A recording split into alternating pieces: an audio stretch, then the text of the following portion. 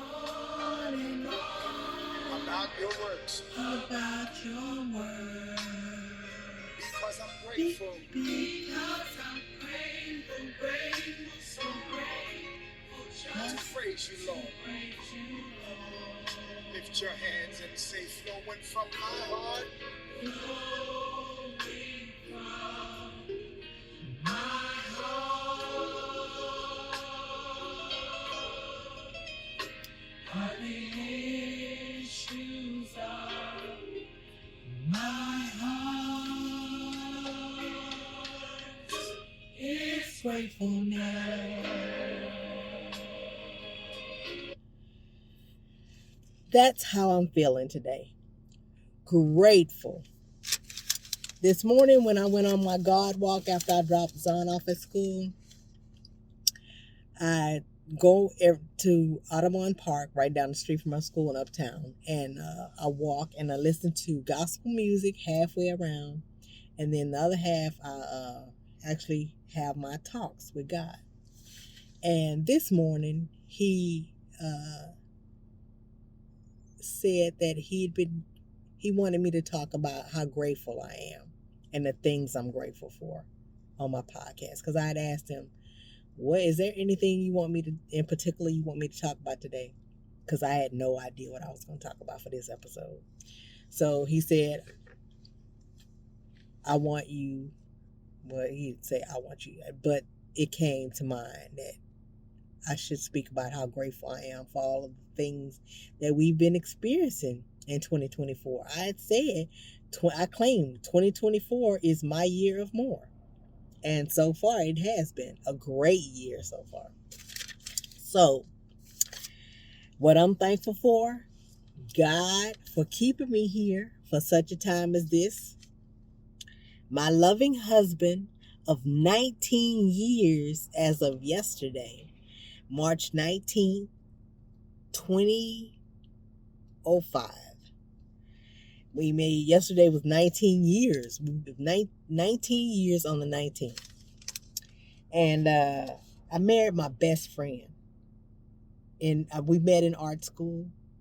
And like I said, from there, we went through all the stages, from dating, from friends to dating, to being engaged, to marrying. And then years later, we had our baby, Michelle. So, and we've been through 19 years of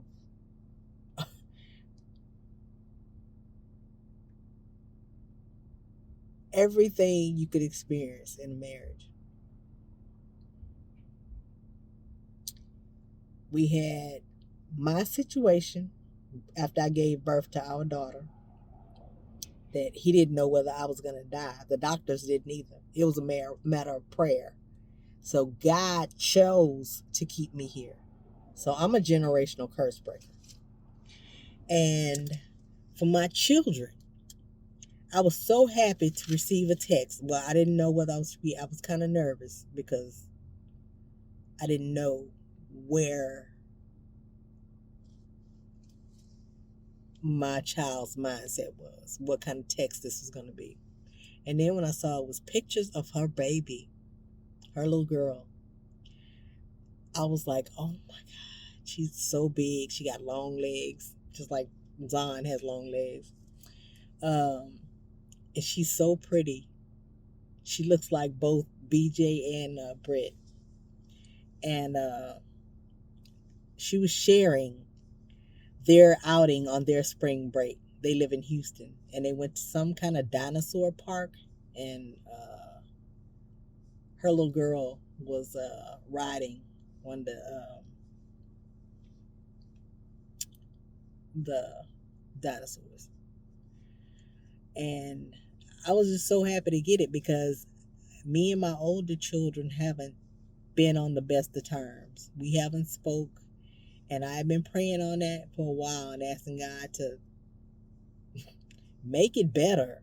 I don't know what I did to deserve this, but make it better. And so that just goes to show he's working it out, because we've been communicating ever since. I told her that her little sister tried out for the track team. She made it. Her first track meet is on this Saturday, which I won't be able to go, but her dad is going to have to bring her to the track meet, then bring her to dance over here because I'm here now at the Lions Center. Bring her over here to the Lions Center for her modern, and then take her back to her track meet. And prayerfully, during that time, she'll be able to run because she really wants to run. She's good too. Because sometimes, some nights after we get back from her ballet lessons, we'd go to the track down the street from the house, and she'd run, and she is fast. So thank God for all of my children, flaws and all.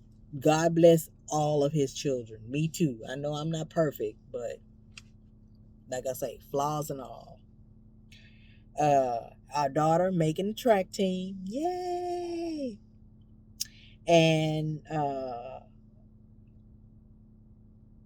I won't be able to go to the track meet because I'm I'm volunteering at the third annual Easter egg hunt for Boynton and the city of Gretna. And I'm also the graphic designer for the church. So I designed all the banners and stuff that goes, whatever events we have, I'm the go-to person for designing flyers or banners, whatever we need, and to get printed. But I am so thankful to God that I still have those skills. I may not remember all of the little details on which, how to get things in a certain place, but basically, I'm good. I can make it look the way it needs to look for people to be satisfied. It don't have to be pretty, like my husband getting there and be, why don't you use layers? I don't remember that. I don't do layers. I never have. I wasn't good at it. It's hard for me to remember to put something on a layer. It's just easy if I just, and he just hates that because nothing is in layers in my work. And then I group everything and so I can save it, and he hates that. He absolutely hates it. I'm his worst nightmare when he has to come behind me and clean up my mess. I'm like, oh my God. But thank God I still have those skills. Thank God. Because even at our old church, in the Sunday school class that I was supposed to take before I started, I joined church and went immediately and joined along with my brother-in-law's class. But I was supposed to go to the intro class that was like 6 or 8 weeks. Well, while I was in that class, it was a lady who couldn't find her. We sign in on the sign-in sheet when everybody comes in there, but after we sign in, we'd have to we had a sheet of paper that we'd have to log on, and she had lost that piece of paper or something, but I made cards for everybody to be able to log on the sheet and on the card, and they issued everybody in the class, they made copies, and everybody in the class got a card and a sheet, so their personal sheet that they could keep up with their attendance on. So hopefully that helped, because that's part of being a designer. You see a problem and you create something that meets that need, fills that need. So, but also, Zon will be taking her first flight by herself to California. Yes, ma'am. And we're not worried because I worked in an airport before. They have usually the flight attendants take care of the unaccompanied minors who are traveling by themselves, and they make sure they get on the plane, or if they have a layover in between flights, they'll make sure they go to the lounge, and they may have a meal depending on how long the layover is, and they have a TV in there, they play video games, and now they can charge their cell phones, because every kid has all kids these days have cell phones. But so she'll be able to go in there, and they make sure she gets from where she needs to be to her destination. And then she'll have to, when she gets up there with her godparents that she's going to see, they'll have to sign off, and then they'll reverse it when she coming back. We'll have to sign off. So it's like getting a package. She is our package. But we are excited about that. And I know about in case you didn't know, in case you have an arrangement where you and your child's father don't live in the same state and they have to travel, you guys can buy a ticket, and they have on the major airlines, they have flight attendants who it's their job to take care of the unaccompanied minors, and they have to stay with them the whole time. Or even when they're on the plane, they have to have them within their sight. They can't just sit in the middle of an aisle in with the rest of the community. They'll be somewhere where the flight attendant can keep eyes on them. So they're attended, and I saw them. I could witness. I'm a witness, living witness. I saw it with my own eyes because for years I worked at Intercontinental Airport in Houston. That's now Bush Airport. And we were electric cart hostesses, where we drove the elderly, handicapped, or people who were injured, like on crutches or something, to keep them from walking. And we'll even take unaccompanied minors to their gate, so they ain't got to be walking through the airport by themselves.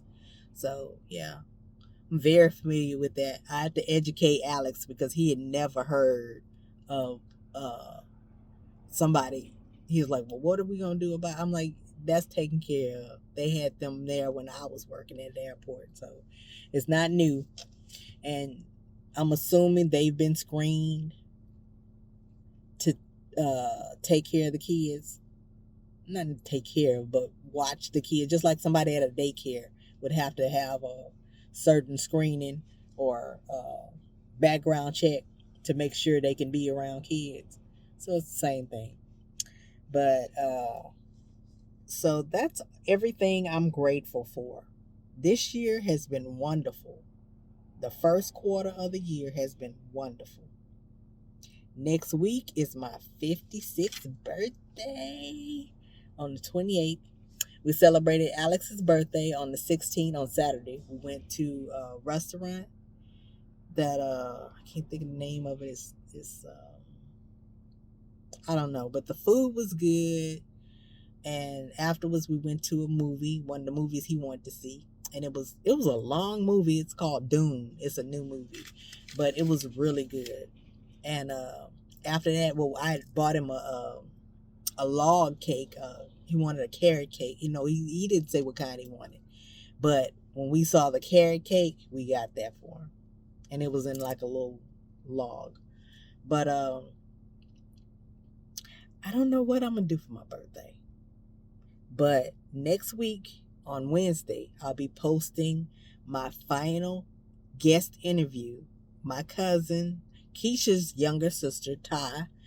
I'll be posting her video, and it's long, so make sure you have a drink and get comfortable. Or if you're at work, make sure you got your pods in and can move around and do what you got to do and don't miss any of it. But we had a great time talking, and but after that, I'll be taking 2 weeks off to get better organized, and because I've got almost all of my guests for the year booked, but I need to I know what my Did You Know episode is going to be next month. So yeah.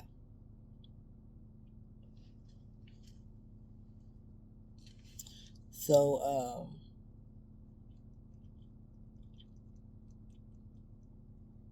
it'll be just the Did You Know episode, because our pastor preached on this. Aaron, Teresa's husband, my good friend, Aaron and Teresa DeGrew, they're members. Well, he's the pastor at our new church, and Boynton United Methodist Church, and we're doing big things in Gretna. So, but a friend of his has sent him this article that I'm gonna do. That's gonna be the theme of my Did You Know? And it'll fit right into Easter because it's about Jesus and Christ. So, but also, I need funding to help pay bills for my podcast. So let me know if you're interested in like donating money by buying me a coffee, and I could use that app where it's a fundraiser where you could buy me coffee and donate money that way, or if you'd be interested in buying products, because that's going to determine whether or not I use Patreon or Kickstarter or something. So let me know. Plus, I like to sell my personal merchandise for the brand, Refined by the Fires. I have bowling pins that I do. And also, I do canvas paintings.